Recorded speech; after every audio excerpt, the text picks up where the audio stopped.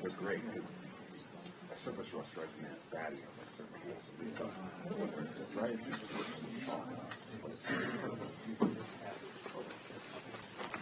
Heads up.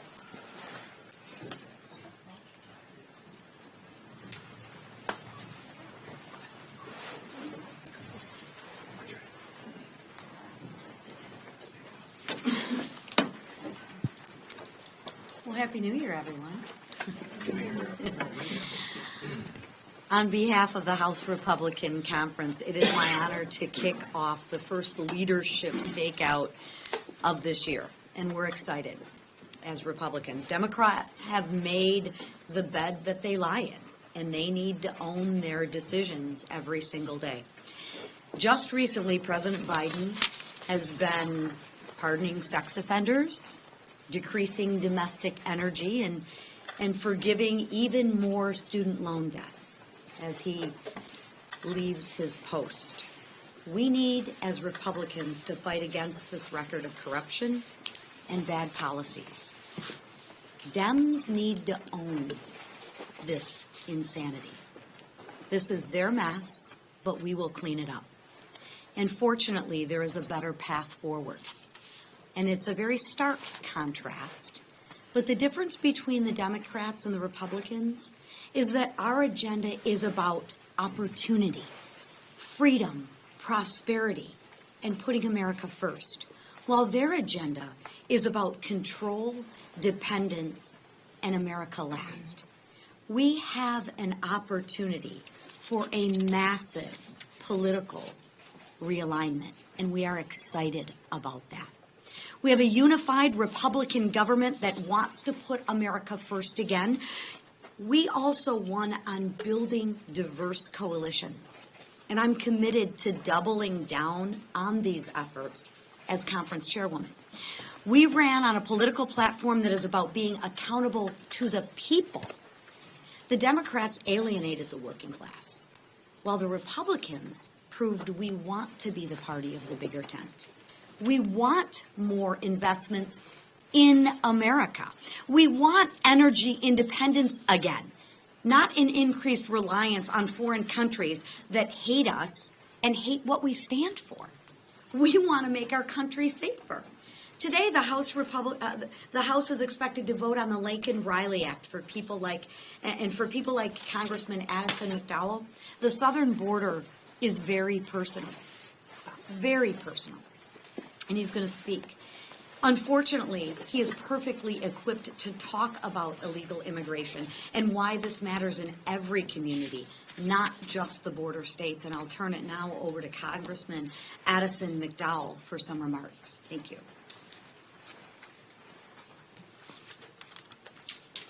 Good morning. Last week, when we were sworn in and I took my oath and became a member of the 119th Congress, my entire family was here with me. Everyone except for my little brother, Luke. Luke wasn't here because he was killed by fentanyl that was almost certainly manufactured in China and smuggled across our southern border. When I decided to run for Congress, I went and met with President Trump, and I told him, "Sir, I'm ready to get off the sidelines, and I'm ready to fight with your agenda to secure our border and protect our country. I'm ready to fight for families like mine who have had my mom and dad had to look a police officer in the eyes when he told them that their son was dead."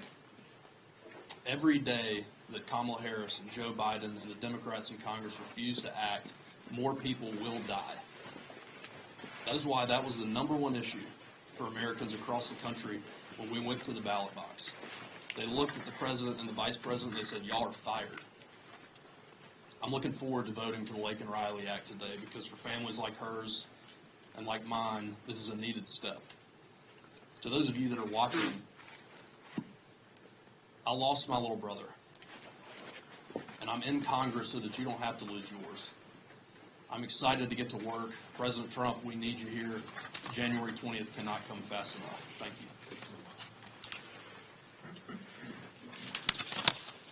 Thanks, Addison. Yesterday, President Donald J. Trump's historic victory was solidified, marking the dawn of a new golden age for America.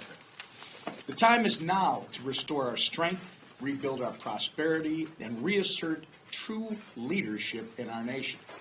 With just 13 days until President Trump returns to the White House, our House majority is acting swiftly to advance important legislation that Joe Biden and the Democrats blatantly ignored, the Lake and Riley Act.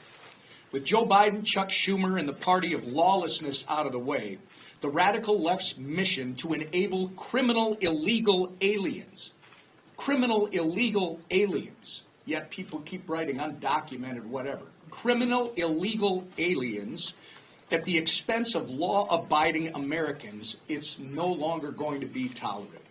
The tragic and preventable murder of Lake and Riley serves as a stark reminder of the consequences of failed leadership. But thankfully, voters sent a clear message on November 5th. The American people elected a Republican trifecta to put a stop to the failed Biden-Harris policies that rolled out the red carpet for illegal immigrants, criminal illegal immigrants, and put Americans in harm's way. And guess what? That's exactly what we're going to do. The Lake and Riley Act is a direct step toward ensuring that criminal illegal aliens are swiftly and permanently removed from our communities and our country. This bill is more than just a piece of legislation. It's a return to common sense American values. And under President Trump's leadership, there will be a lot more where that came from as we restore the rule of law and put Americans first again. And with that, I turn it over to our leader, Steve Scalise. Thank you, Whip. It was very exciting Friday to not only get sworn in, but to see all these new members of Congress as part of this new Republican majority, both House majority, Senate majority, with President Trump coming in just a couple of weeks. We have over 30 new Republicans that are a part of this majority, and their enthusiasm is contagious. They came to do big things, and we have big things planned. And I'll talk about a couple of those things, but we started by doing something that maybe some of you were a little disappointed in. We actually only took one ballot to elect Mike Johnson as our speaker, and I think that showed you just how focused this new majority is on doing our work. We have a lot to do. We did not have time last week to go multiple rounds and try to have a lot of internal fights. While we might have internal disagreements along the way, we are going to be focused on the people's business, and we have a lot of work to do to fix the mess, as Lisa pointed out, that Joe Biden, Kamala Harris, and the Democrats have left behind. Just look what Joe Biden did a couple of days ago. Puts out another executive order to make it harder to produce American energy. Another kick to the gut of hardworking families. Those people in the middle class, he talks about the middle class, he talks about hardworking people.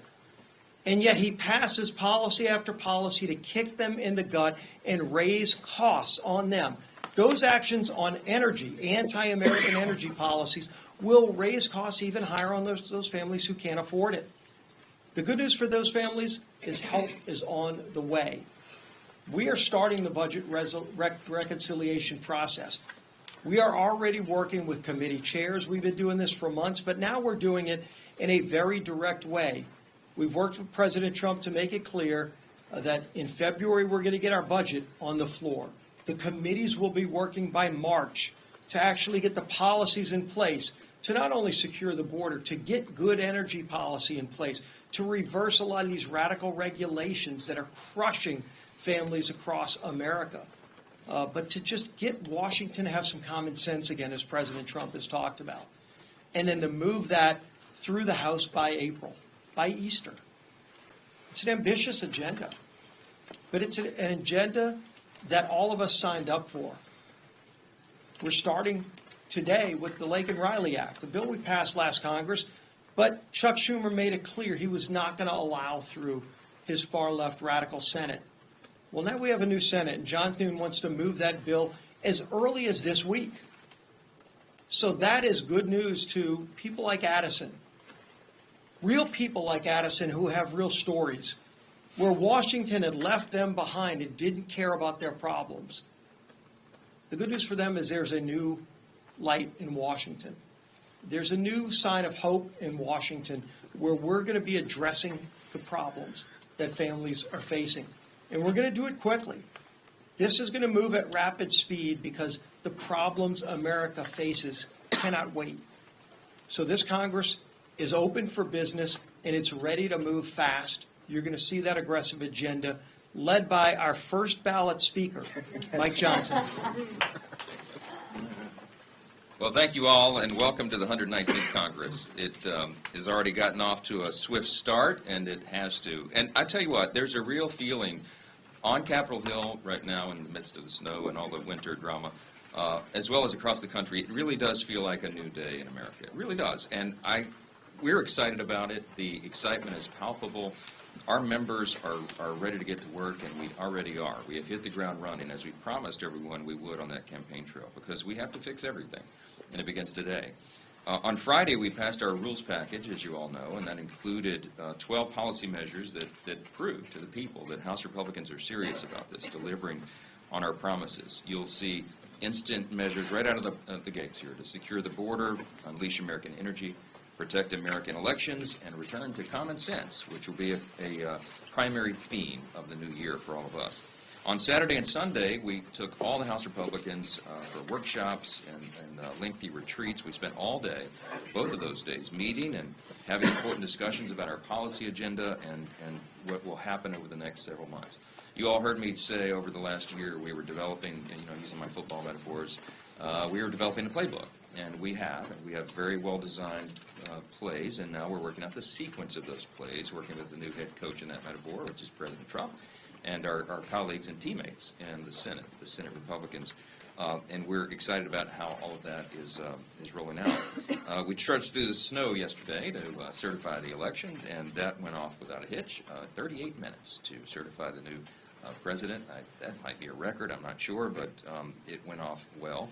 And President Trump won the popular vote, and he won all 7 swing states, which we stood to applaud during that important procedure. The America First agenda will be on full display. That was the mandate we got in the election, with the President receiving 77 million popular votes, and the House Republicans receiving almost 75 million, which I think is a record. We won the popular vote as well. And we know that message has been heard here loud and clear. As promised, we're starting today with border security. If you polled the populace and the voters, they would tell you that was the top of the list. And we have a lot to do there to fix it. It's an absolute disaster because of what has happened over the last 4 years. And the Lake and Riley Act is a big part of that. You know her story. It was last February, a 22-year-old student who reminds us, many of us, of our own children, out for a jog. A vicious killer tragically murders her. And that killer entered the country illegally with Joe Biden's open border and took the life of a beloved daughter and sister and friend. The only thing President Biden did after Lakin's tragic death was apologize for calling her murderer and illegal. That's outrageous. We all know the real victim here is young Lakin. There are real consequences to policy decisions. This one was deadly. It was reminiscent of the tragic story that Addison shared about his little brother. And we all feel that acutely. This is a story that's repeated across the country to so many countless American families, and it must come to an end. And it will. And we'll begin with legislation like the Lake and Riley Act today. When we brought this bill forward last Congress, it's shockingly, amazingly to me, 170 House Democrats voted against that legislation. We're going to detain and deport illegal aliens who commit burglary, theft, larceny, shoplifting, and certainly vicious and violent crimes, and I can't believe anybody would be opposed to that. But as Democrats struggle with their identity now as a party post-election, we'll find out if they're still clinging to that open border policy and that mantra, and despite the American people roundly rejecting all that in November. We'll see. This will be a telling vote. Also this week, the House will vote to impose sanctions on ICC officials and put the ICC prosecutor Karim Khan back in his place. He does not have jurisdiction over Israel or the United States, and it is outrageous that they're issuing arrest warrants for Prime Minister Netanyahu and Israel's Defense Minister Gallant. The ICC is actually equating Israel and Hamas, even as Hamas still holds Israelis and American hostages. It is just absurd. The House will not tolerate rogue actors who circumvent international law to attack Israel and threaten America. We won't do it. And this bill passed the House on a bipartisan basis last Congress, and after we vote on it again, with Leader Thune now in leadership in the Senate and Chuck Schumer out, I expect that'll be brought to the Senate floor for a vote. Finally, later today, we'll have the chance to honor President Jimmy Carter, the late president, as he lies in state here in the Rotunda. Special occasion, obviously, one of the rare opportunities that we have to honor a former president in this manner. And I hope you all join us to remember President Carter and mourn with his family and with the nation. With that, I'll take a few questions. Front row. Mr. Speaker, you talk about the unity of the conference, but there is some dissension over how to handle the debt ceiling. That's been a priority for President Trump to deal with right away. How quickly do you want to address the debt ceiling, and what fashion do you see a remedy here to that issue that the President wants to see done as soon as possible? Well, the intention is to handle the debt limit in reconciliation in the process. And that way, as the Republican Party, the party in charge of both chambers, we then get to determine the details of that. If it runs through regular order and regular process and as a standalone or as part of the appropriations, for example, then you have to have both parties negotiating. And we feel like we're in better stead to do it ourselves. So there is a broad range of opinion on that in our own conference, and we are working through that. We'll be having very deliberate, lengthy whiteboard sessions with all of our members. This is something I actually look forward to. I love this process of turning it out amongst our colleagues, because people come to the table with great skill sets, life experiences, deep principled positions, and it's a really healthy thing to have that debate inside the tent and come to the solutions and the consensus together. And people feel like they have a sense of ownership in it when they do that. So that's what we'll be devoting a lot of my time, leadership team's time, our committee chair's time over the coming days and weeks to make sure that everybody is on the same page on that. So the debt limit, among all the issues, is probably one of the most important. I want to emphasize this, and I'm going to say this every time the issue comes up. Republicans and this majority in the House and the Senate, our intention and our mission is to reduce the size and scope of government, to reduce spending in a meaningful way so that we can restore fiscal sanity and get our country back on the right track. So raising the debt limit is a necessary step so that we don't give the appearance that we're going to default in some way on the nation's debt. That's important to the bond markets and the stability of the dollar and all the rest. But that does not mean that we have any intention whatsoever or will tolerate spending up to the new debt limit. The idea is to do exactly the opposite. So while that is almost a pro forma sort of step that must be taken, the commitment at the same time is to reduce spending, not to spend more. So that will be the thoughtful discussion we have behind the scenes. That number, the final formula for that, is yet to be determined, but it will be determined here in the coming days, and I look forward to having that discussion. But, Mr. Speaker, just as part of that, are you open at all to cuts to entitlement programs, specifically to Medicare? No, look, the President has made very clear Social Security and Medicare have to be preserved, and we are not, no one is coming in with the intention of cutting benefits in any way or anything, but we have to look at all spending and look at it very deliberately while maintaining those commitments. The Republican Party is not going to cut benefits, okay?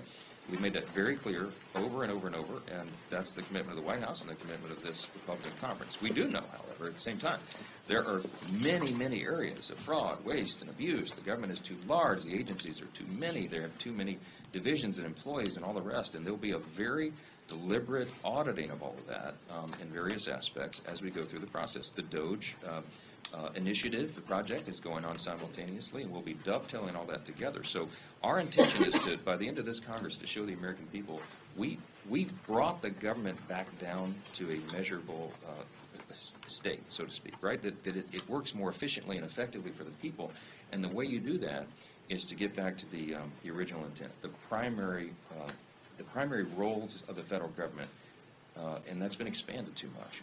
The government has expanded too much over the last years. I'll take one more back row. Yes, ma'am. Thank you so much for the Atlanta Journal-Constitution. When the Lake and Raleigh Act was on the floor in the previous Congress, a lot of Democrats said they weren't voting for it because they supported the bipartisan bill that we know that President Trump opposed. What is your response to how or will you work with Democrats on something more comprehensive that could get bipartisan support? Yeah, the Lake and Raleigh Act was bipartisan. Leader Scalise is reminding me behind me, 37 Democrats did vote for that. But you noted that 100 or someone 170 voted against it. And I think they put politics ahead of principle. And we're going to find out where they stand on this now. Look, we have every intention of doing really important bipartisan work in the Congress. I was to be frank, I was heartened when Leader Jeffries, in his opening remarks before he introduced me to give my speaker's speech, that he noted some of this. He noted border and other things. We'll see. It can't be just empty rhetoric. It's got to be action, and we're going to give them the opportunity to take action with us. Look, we welcome with open arms any Democrat who wants to help us solve these problems because the American people demand and deserve it. It's overdue, and we'll be looking for that, and we'll see how it shakes out. Thank you all. Thank you. Happy New Year.